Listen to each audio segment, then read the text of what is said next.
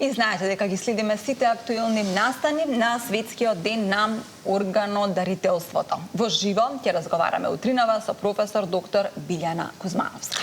Како изгледа целиот процес, каде е Македонија во однос на трансплантацијата и што се случува во болничките ходници во моментите кога нечи живот зависи од туѓата хуманост, ке дознаеме од колешката Верица Блажевска.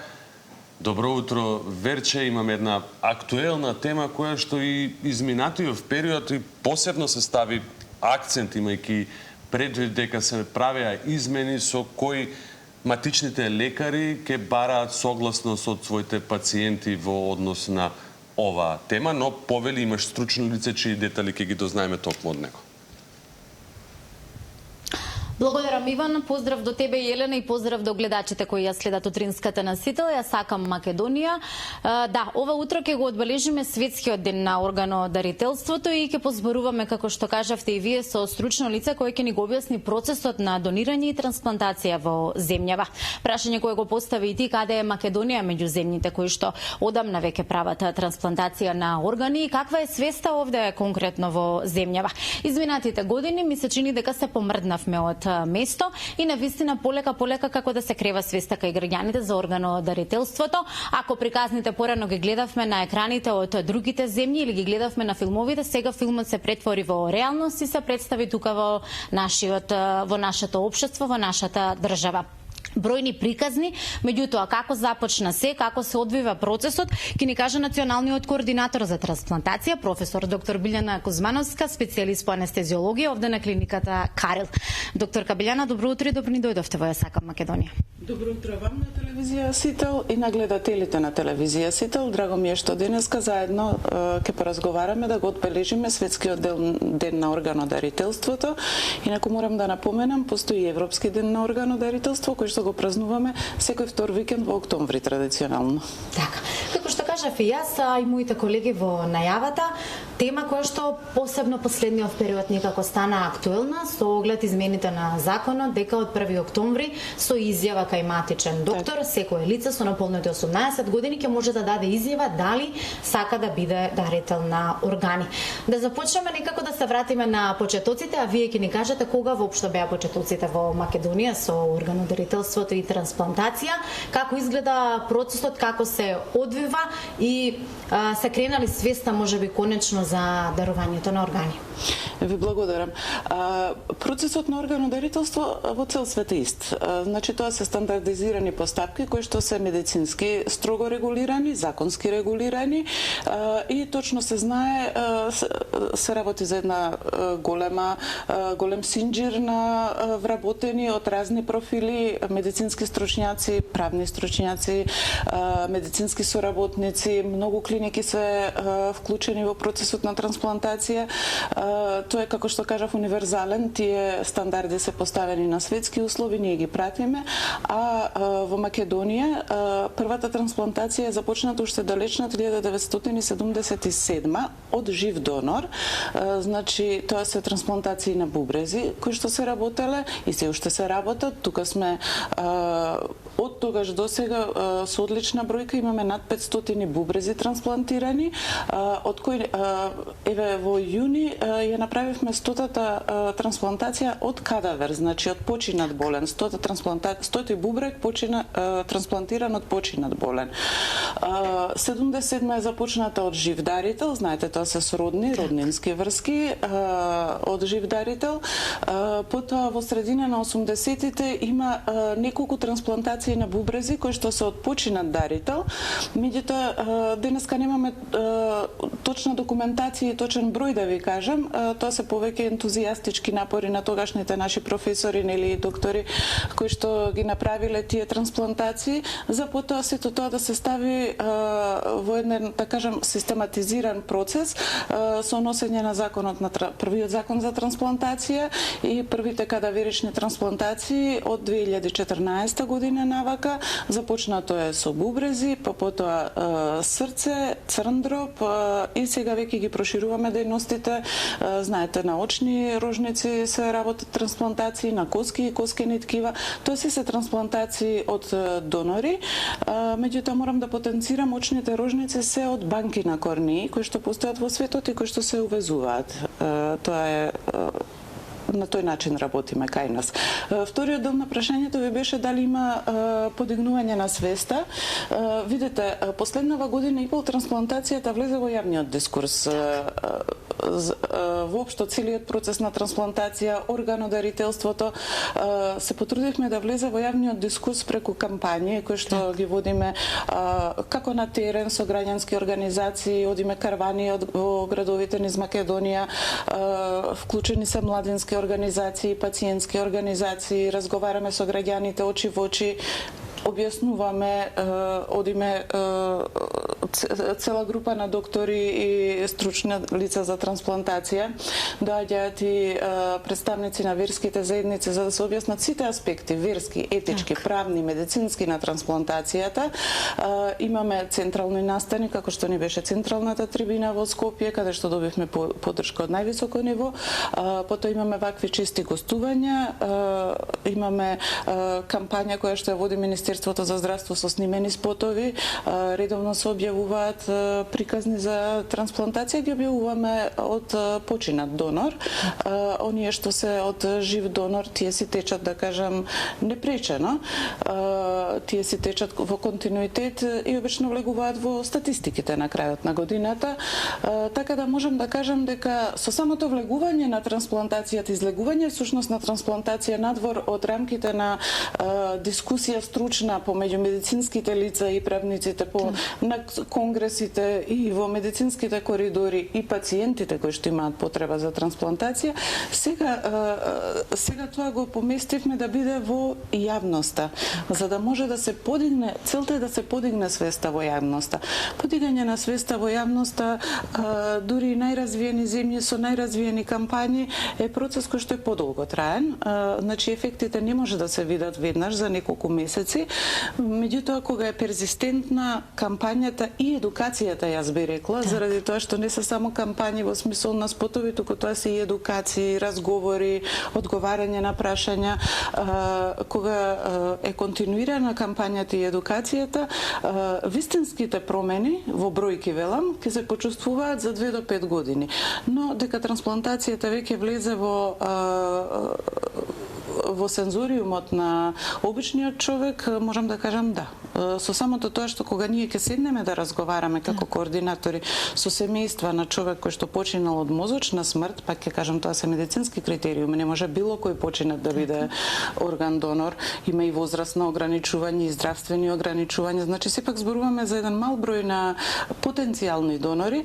Кога ќе се детектира донор и кога ќе седнеме да разговараме со семејството, забележуваме дека последниве месеци до година веќе семејствата знаат што ги прашуваме. Претходно имавме проблем да објасниме процесот од почеток, сега веќе знаат. Значи, нивна е одлуката секогаш мора да е доброволна и не може да биде никако поинаку. Каква и да е одлуката што ја донеле семејствата, ние ја почитуваме и законски сме обврзани да ја почитуваме и никако не смееме да ги стигматизираме или да ги осудиме луѓето кои што не дале согласност. Сепак тоа се работи за моменти кога тие се наоѓаат во многу тешка емотивна состојба, па токму едно од решенијата во овој закон и една од мотивите да се донесе е да ги ослободиме семејството од тој притисок. И од искуството тоа што сме виделе дека во едно семејство не секогаш се унифицирани, немаат сите еднакви ставови по однос на органодонорството. Врвен е индивидуалниот став. Значи тоа што индивидуата ќе си го остави како своја волја е неприкосновено. Повторно ќе кажам, секој индивидуа од 1 октомври дали ќе може, значи работоспособна индивидуа, деловно способна индивидуа, полнолетна, да се изјасни кај матичниот доктор само да или не, дали сака или не сака да биде.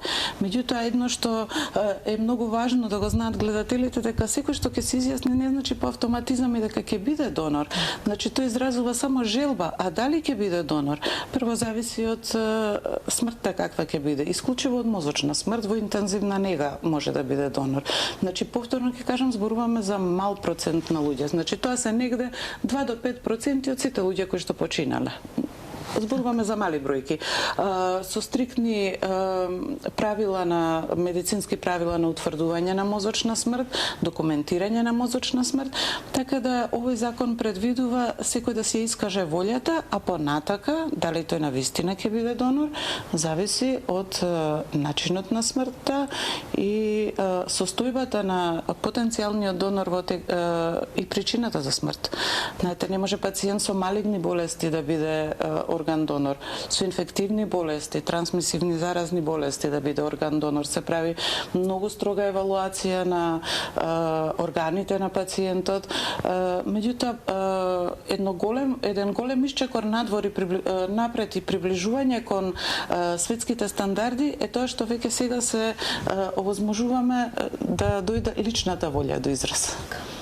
Ни кажавте кои се правилата кога станува збор за починат донор, меѓутоа кога станува збор за жив дарител, имаме ли некоја статистика? Дали можеби се променија работите наназад низ годините, па во последниот период? Дали во тоа можеби во тоа поле се крива свеста? Ги споменавте обично роднински се тие релации за кој може нели да дарува орган.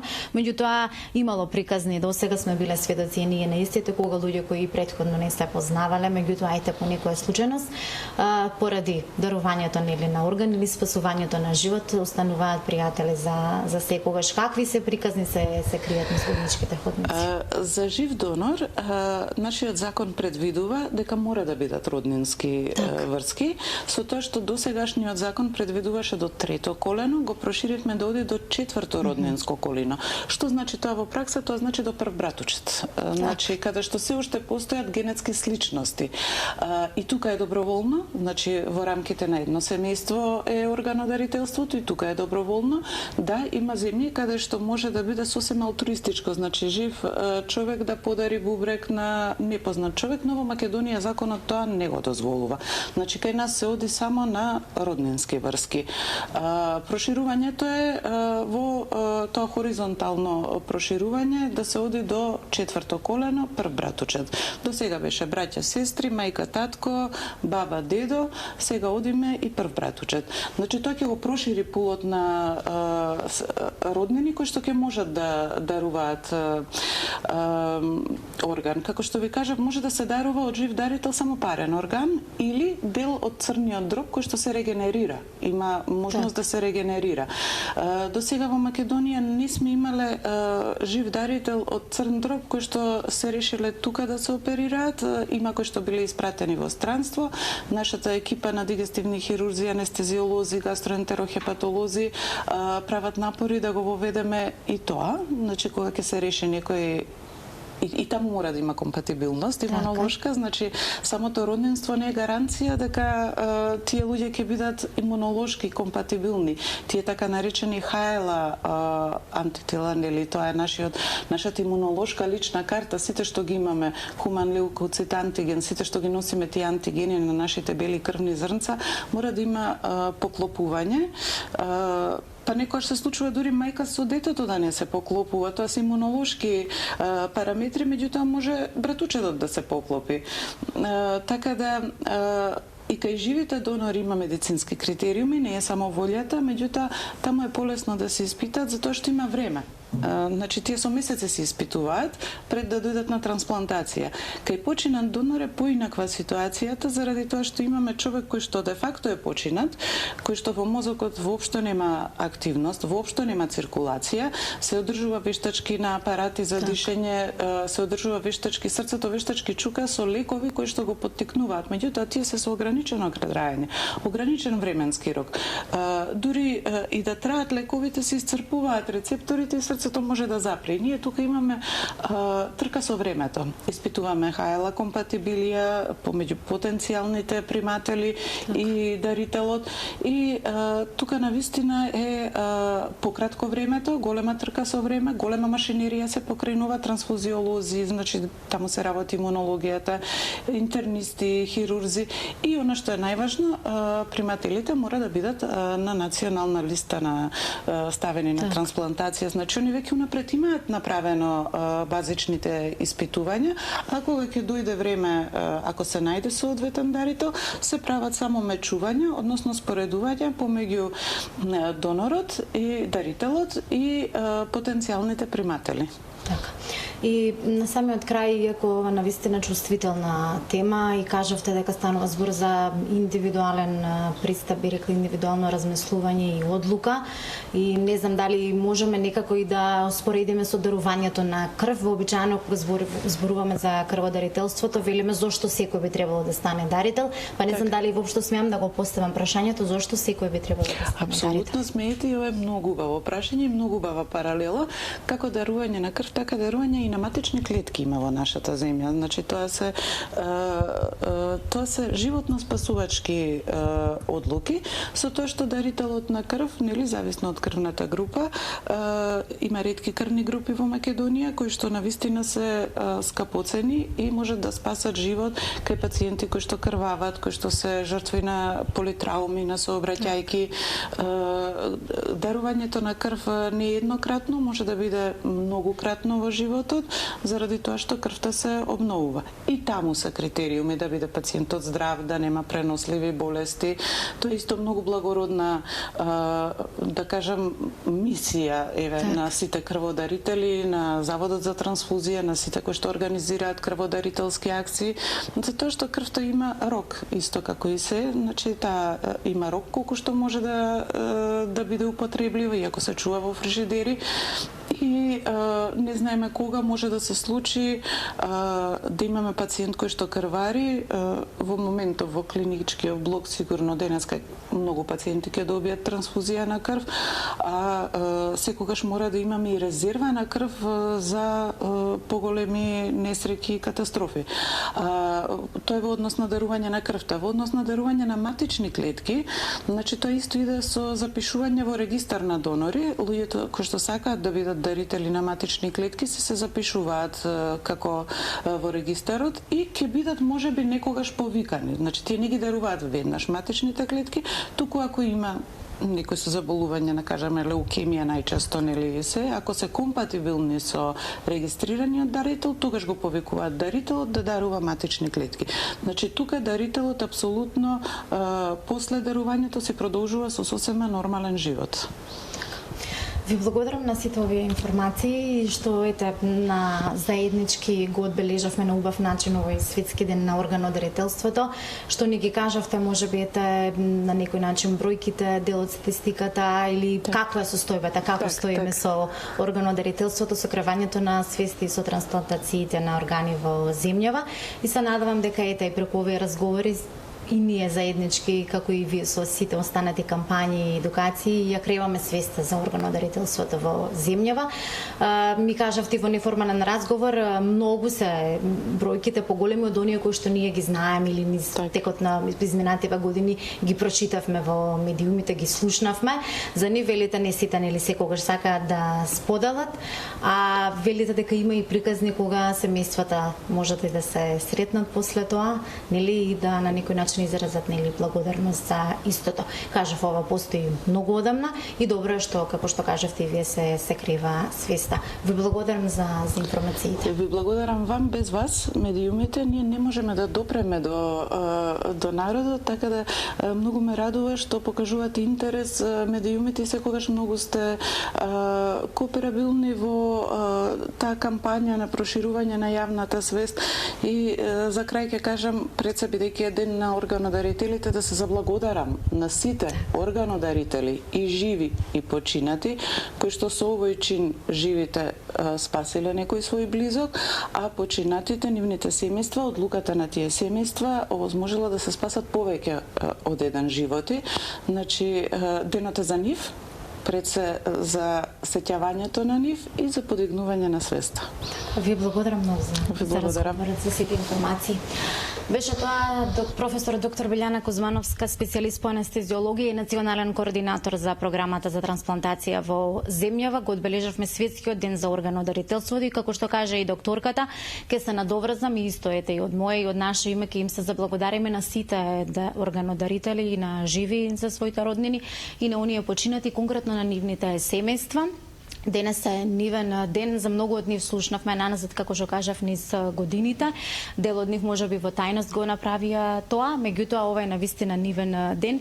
Тоа е навистина тешка одлука, меѓутоа добро што се крива свеста за органодарителството.